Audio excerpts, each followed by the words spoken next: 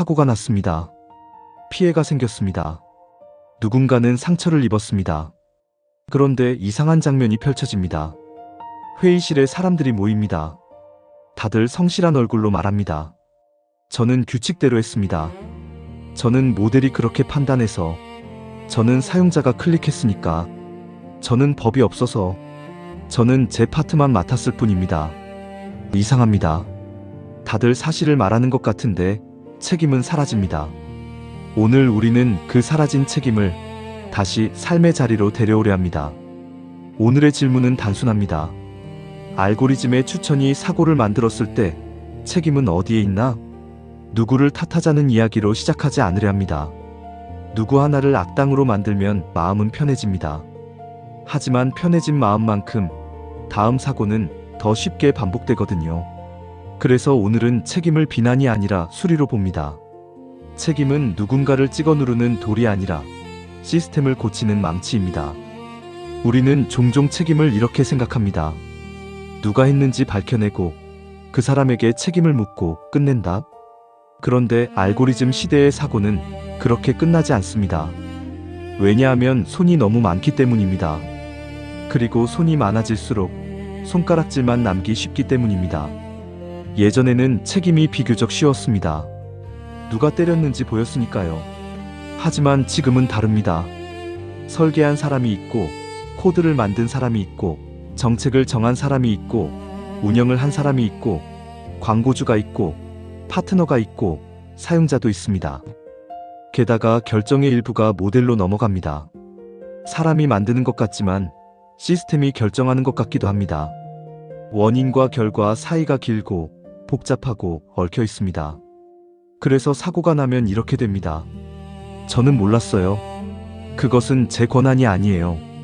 그것은 사용자가 선택했잖아요. 그것은 법에 없잖아요. 그리고 책임은 공중분해됩니다. 오늘의 한 줄을 먼저 꺼냅니다. 책임이 분산되는 순간 누구도 책임지지 않게 된다. 이 문장을 오늘 이야기 내내 손에 쥐고 가려 합니다. 왜냐하면 이 문장이 알고리즘 시대의 가장 큰 위험을 정확히 찌르기 때문입니다. 여기서 작은 질문을 하나 해봅니다. 우리가 책임을 묻는 이유는 무엇일까요? 복수하려고요? 처벌하려고요? 물론 그것도 있을 수 있습니다. 하지만 책임의 가장 큰 목적은 하나입니다. 다시는 같은 일이 반복되지 않게 하는 것. 책임은 과거를 정리하는 일이면서 동시에 미래를 막는 일입니다. 그런데 지금의 책임 구조는 미래를 잘 막지 못합니다. 그래서 우리는 책임을 다시 설계해야 합니다. 책임의 철학은 오래전부터 있었습니다. 사람들은 늘 물었습니다. 누가 책임져야 하는가? 어디까지 책임져야 하는가? 책임은 무엇을 의미하는가? 고대 그리스에서 책임은 행위와 연결되어 있었습니다. 내가 한 일에 대해 나는 답해야 한다. 하지만 현대로 올수록 책임은 더 복잡해졌습니다. 특히 20세기 이후 기술이 발전하면서 책임의 범위는 크게 확장되었습니다. 한스 요나스는 책임의 원칙을 제안했습니다. 현대 기술의 힘이 커진 만큼 우리의 책임도 커져야 한다고 말했습니다. 과거의 윤리는 가까운 이웃에 대한 책임을 말했습니다. 하지만 현대의 윤리는 먼 미래, 아직 태어나지 않은 사람들에 대한 책임을 말해야 합니다. 요나스는 이렇게 말합니다. 내 행위의 결과가 지구상의 진정한 인간적 삶의 존속과 양립할 수 있도록 행위하라. 알고리즘의 시대에 이것은 무엇을 의미할까요? 우리가 지금 만드는 시스템이 미래의 사람들에게 어떤 영향을 미칠 것인가? 우리가 지금 강화하는 패턴이 다음 세대에게 어떤 습관을 남길 것인가? 요나스의 책임 원칙은 예방의 원칙이기도 합니다. 해로움의 가능성이 있다면 그것이 확실하지 않더라도 조심해야 한다는 것입니다. 이것을 예방 원칙이라고 부릅니다. 알고리즘 설계에서 이것은 중요합니다. 모든 위험을 미리 알 수는 없습니다. 하지만 위험의 가능성이 보인다면 그것을 무시하고 진행하는 것은 책임 있는 태도가 아닙니다. 칼 야스퍼스는 죄의 문제를 다루면서 4가지 죄의 개념을 제시했습니다. 범죄적 죄, 정치적 죄, 도덕적 죄, 형이상학적 죄. 범죄적 죄는 법을 어긴 것입니다. 정치적 죄는 공동체의 일원으로서 지는 책임입니다. 도덕적 죄는 자신의 양심에 비추어 본 책임입니다. 형이상학적 죄는 인간으로서 다른 인간에 대해 지는 연대의 책임입니다. 알고리즘의 시대에 이것을 적용해 봅니다. 플랫폼이 법을 어기지 않았다고 해서 책임이 없는 것은 아닙니다. 법적 책임을 넘어서 정치적 책임, 도덕적 책임, 연대의 책임이 있을 수 있습니다. 이제 본격적으로 들어가 봅니다. 오늘은 개념을 어렵게 늘어놓지 않으려 합니다. 대신 딱 3가지를 잡고 갑니다. 첫째, 책임의 분산. 둘째, 의도와 결과의 분리. 셋째, 책임의 분배 원칙. 첫째, 책임의 분산입니다. 분산은 원래 좋은 말입니다. 분산하면 효율이 좋아지고 속도가 빨라지고 전문성이 생깁니다. 그런데 책임이 분산되면 때로는 이런 일이 생깁니다. 모두가 조금씩 관련이 있는데 결국 아무도 전부 책임지지 않는다. 이것이 책임의 실종입니다. 왜 이런 일이 생길까요? 각 사람은 자기 자리에서 정상적인 일을 했습니다. 그런데 그 정상적인 일들이 합쳐져 비정상적인 결과를 만들 수 있습니다. 한 사람은 목표를 정했습니다. 한 사람은 그 목표에 맞게 모델을 학습했습니다. 한 사람은 화면을 설계했습니다. 한 사람은 정책을 정했습니다. 한 사람은 운영을 했습니다. 그리고 사용자는 클릭했습니다. 각자의 말은 다 맞습니다. 하지만 피해도 사실입니다. 여기서 책임의 첫 번째 어려움이 생깁니다. 누구의 말도 틀리지 않은데 결과는 틀리다. 그래서 책임은 거짓말 잡기가 아니라 구멍 찾기가 됩니다. 어디에 안전장치가 비었는가? 어디에 설명이 비었는가? 어디에 되돌림이 비었는가? 어디에 구제가 비었는가? 책임을 제대로 말하려면 우리는 그 구멍의 위치를 찾아야 합니다. 한나 아렌트는 악의 평범성을 이야기했습니다. 악은 괴물에게서 나오는 것이 아니라 생각하지 않는 평범한 사람들에게서 나온다고요. 나는 그냥 내 일을 했을 뿐이다. 나는 명령을 따랐을 뿐이다. 나는 내 부분만 맡았을 뿐이다. 이 말들이 모이면 큰 악이 가능해집니다. 알고리즘의 시대에도 비슷한 일이 일어날 수 있습니다. 각자는 자신의 일을 했을 뿐인데 그것이 모여서 해로운 결과를 만듭니다. 아렌트가 강조한 것은 사유입니다. 생각하는 것, 내가 하는 일이 전체에서 어떤 의미를 갖는지 묻는 것. 이것이 책임의 시작입니다. 둘째, 의도와 결과의 분리입니다. 대부분의 플랫폼은 이렇게 말합니다. 우리는 사용자를 돕고 싶었습니다. 우리는 편리함을 제공하고 싶었습니다. 우리는 더 좋은 경험을 만들고 싶었습니다. 이 말이 거짓일까요? 꼭 그렇지 않습니다. 대부분의 사람은 처음부터 해를 끼치려고 만들지 않습니다. 문제는 의도가 선해도 결과가 해로울 수 있다는 것입니다. 그리고 알고리즘 시대의 특징이 하나 있습니다. 의도는 사람에게서 나오고 결과는 시스템에서 커지기 쉽다. 사람은 이 정도면 괜찮겠지라고 생각합니다. 그런데 시스템은 규모가 큽니다. 한 번의 설계가 수백만 명에게 반복됩니다. 그래서 의도는 작았는데 결과는 크게 나타납니다. 여기서 우리는 책임을 어떻게 판단해야 할까요? 의도만 봐야 할까요? 선한 의도였으니 책임이 없다. 그것은 너무 위험합니다. 반대로 결과만 봐야 할까요? 나쁜 결과가 나왔으니 모두 악이다. 그것도 현실을 왜곡합니다. 그래서 책임은 의도와 결과 사이에 있는 두 가지를 봐야 합니다. 예견 가능했는가? 예방 가능했는가? 어떤 해로움은 예견하기 어렵습니다. 하지만 어떤 해로움은 충분히 예상할 수 있습니다. 그리고 예상할 수 있었다면 대비할 수 있었어야 합니다. 여기서 윤리의 언어가 책임의 언어로 넘어옵니다. 해로움의 가능성을 알고도 방치했다면 책임은 무겁다. 폴 리퀘르는 책임의 의미론을 탐구했습니다. 책임은 3가지 층위를 가지고 있다고 말했습니다. 귀속의 책임, 의무의 책임, 응답의 책임. 귀속의 책임은 누가 했는가입니다. 행위를 특정 주체에게 귀속시키는 것. 의무의 책임은 무엇을 해야 했는가입니다. 사회적, 법적 의무를 이행하는 것. 응답의 책임은 어떻게 대응하는가입니다. 피해가 생겼을 때 어떻게 책임지고 복구하는가. 알고리즘의 시대에 이 세 가지가 모두 필요합니다. 누가 만들었는가를 밝히고 무엇을 해야 했는가를 따지고 어떻게 복구할 것인가를 실행하는 것. 이제 셋째, 책임의 분배 원칙입니다. 오늘은 책임을 한 사람에게만 몰지 않으려 합니다. 그것은 해결이 아니라 희생양 찾기가 되기 쉽거든요. 하지만 동시에 책임을 흐리게도 하지 않으려 합니다. 그것은 무책임이 되니까요. 그래서 책임을 이렇게 나눕니다.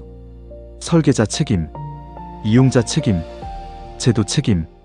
이 셋은 서로를 대신할 수 없습니다. 하나가 비면 나머지가 무너집니다. 먼저 설계자 책임입니다. 설계자 책임은 기업만의 책임이 아닙니다. 플랫폼 전체의 책임입니다. 설계자는 무엇을 책임져야 할까요? 첫째, 목표를 책임져야 합니다. 무엇을 최적화할 것인가?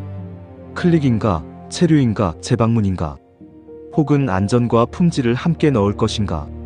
목표는 가치입니다. 목표를 정하는 순간 중립은 끝납니다. 둘째, 기본값을 책임져야 합니다. 자동재생은 기본값인가? 알림은 기본값인가? 정렬은 인기순인가? 추천은 얼마나 강하게 붙는가? 기본값은요, 사람이 가장 많이 따르는 철학입니다. 사람은 대부분 기본값으로 삽니다.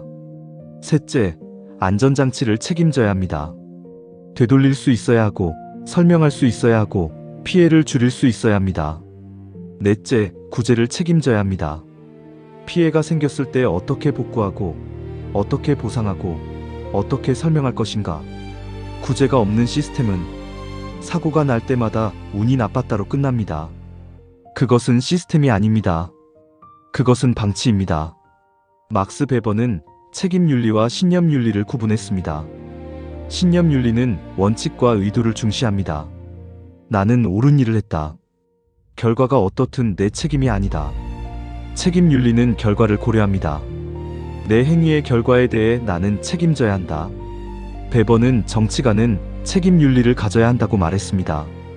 알고리즘 설계자도 마찬가지입니다. 나는 좋은 의도였다만으로는 충분하지 않습니다.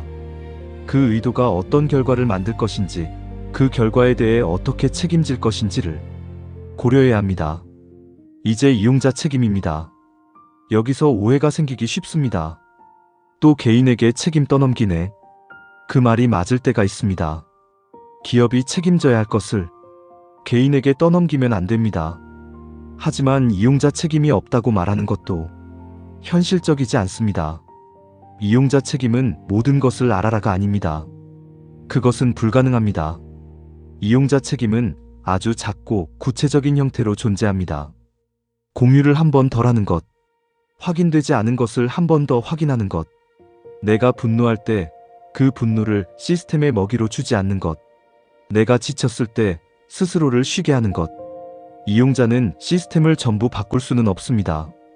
하지만 피해의 사슬을 끊는 작은 동작은 할 수 있습니다. 그 작은 동작이 쌓이면 시스템은 데이터를 통해 방향을 바꾸기도 합니다. 여기서 중요한 말 하나. 이용자 책임은 죄책감이 아니라 주체감이다. 당신이 전부 책임져야 한다는 말이 아닙니다. 당신이 할 수 있는 작은 책임이 당신의 삶을 지키는 기술이라는 말입니다. 이제 제도 책임입니다. 제도 책임은 정부만의 책임이 아닙니다. 감시와 규범과 기준을 만드는 사회의 책임입니다. 제도는 무엇을 해야 할까요? 첫째, 기준을 마련해야 합니다. 투명성, 안전, 구제, 외부 검증 같은 최소 조건을요. 둘째, 감시를 해야 합니다. 우리가 잘하고 있습니다 라는 말만 듣고 믿을 수는 없습니다. 밖에서 점검할 장치가 필요합니다. 셋째, 피해 구제의 길을 만들어야 합니다. 개인이 혼자 싸우지 않게 피해가 생겼을 때 어디로 가야 하는지, 어떤 절차가 있는지, 어떻게 회복되는지. 제도가 없으면 책임은 항상 가장 약한 사람에게 떨어집니다. 그것은 정의가 아닙니다. 존 롤스의 정의론이 여기서 다시 적용됩니다. 정의로운 사회는 가장 불리한 위치에 있는 사람을 고려하는 사회입니다. 알고리즘 책임도 마찬가지입니다. 평균적 사용자만 보면 안 됩니다. 가장 취약한 사용자, 가장 큰 피해를 입을 수 있는 사람을 고려해야 합니다. 여기까지 정리하면 이렇게 됩니다. 책임은 설계자, 이용자, 제도로 나뉜다. 나누되 흐려지면 안 된다. 흐려지지 않게 하려면 질문이 필요하다. 그래서 오늘 강력한 도구를 하나 제시합니다. 책임을 묻고 싶을 때 4가지를 묻는 것입니다. 누가 목표를 정했나? 누가 기본값을 설계했나? 누가 운영으로 증폭했나? 누가 피해를 구제하나? 목표, 기본값, 운영, 구제. 이 4가지가 책임의 지도입니다. 이 4가지 중 하나라도 공백이면 책임은 실종됩니다. 이제 이 지도를 들고 일상적인 예시를 3개만 살펴봅니다.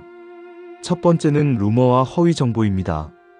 어떤 정보가 빠르게 퍼집니다. 사람들은 공유합니다. 플랫폼은 반응이 큰 콘텐츠를 더 보여줍니다. 그리고 어느 순간 많은 사람이 그것을 사실처럼 믿습니다. 그때 우리는 누구를 탓할까요? 공유한 사람을 탓할 수 있습니다. 하지만 공유한 사람이 전부일까요? 플랫폼은 정말 아무 책임이 없을까요? 그 정보가 계속 보이게 된 구조, 반응을 보상하는 구조, 검증과 품질 신호가 약한 구조는요?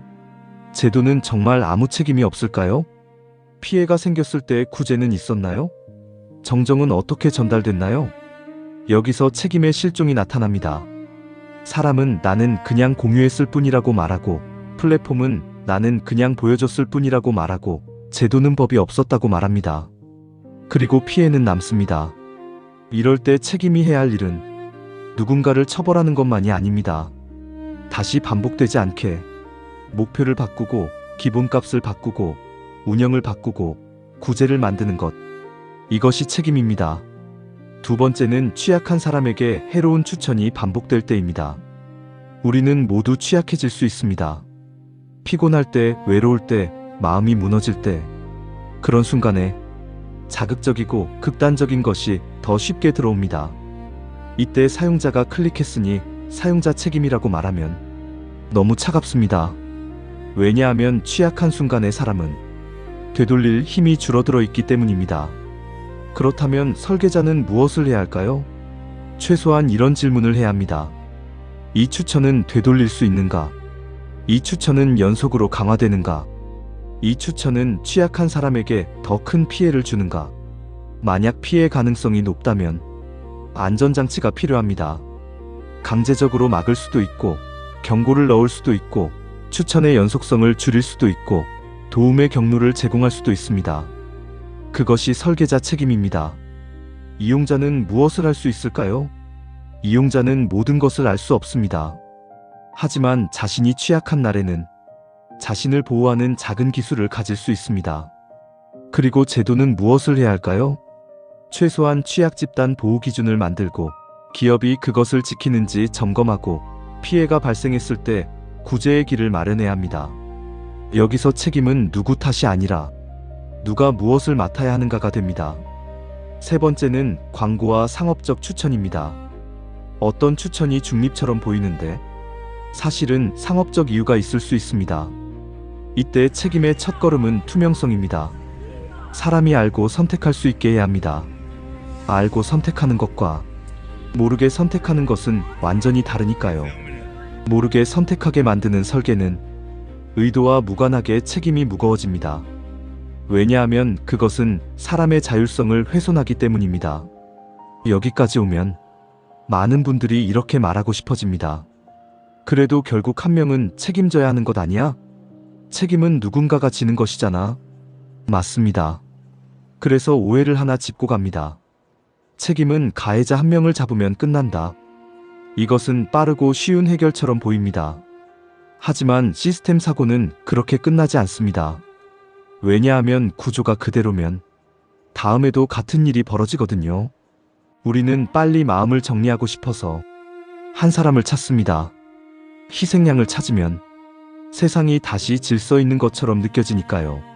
하지만 책임의 목적은 복수가 아니라 재발 방지입니다. 그래서 책임은 한 사람 찾기에서 끝나면 안 됩니다. 책임은 구조 고치기까지 가야 합니다. 목표를 고치고, 기본값을 고치고, 운영을 고치고, 구제를 만들고, 외부 검증을 넣고, 피해가 반복되지 않게 장치를 세우는 것. 이것이 책임의 완성입니다. 레비나스가 말한 타자의 얼굴이 여기서 다시 떠오릅니다. 숫자 너머에 사람이 있습니다. 지표 너머에 얼굴이 있습니다. 책임은 그 얼굴을 보는 것에서 시작합니다. 이 시스템이 실제로 누군가의 하루를 어떻게 바꾸는가, 누군가의 마음을 어떻게 만지는가, 여기서 마음이 무거워질 수 있습니다. 책임이라는 말은 사람을 무겁게 하니까요. 그래서 오늘은 이 말을 꼭 드리고 싶습니다. 당신이 모든 것을 책임질 필요는 없습니다. 알고리즘 시대의 문제는 개인의 힘으로 해결할 수 없는 것이 많습니다. 하지만 동시에 이 말도 드리고 싶습니다. 당신이 할 수 있는 작은 책임은 당신의 삶을 지킵니다. 우리는 늘 거대한 세상과 맞서 싸울 수는 없습니다. 하지만 내 손에 가까운 것부터 한 번씩 바꿀 수는 있습니다. 그래서 오늘의 실험을 제안합니다. 내일 하루 아주 작은 책임 하나만 해봅니다. 공유 버튼 앞에서 5초 멈춤. 무언가를 공유하기 전에 딱 2가지를 묻는 것입니다. 이것이 사실인지 확실한가? 이것을 공유하면 누가 다칠 수 있는가? 이 실험의 목적은 당신을 착한 사람으로 만들려는 것이 아닙니다. 이 실험의 목적은 피해의 사슬을 끊는 첫 동작을 만들어 보자는 것입니다.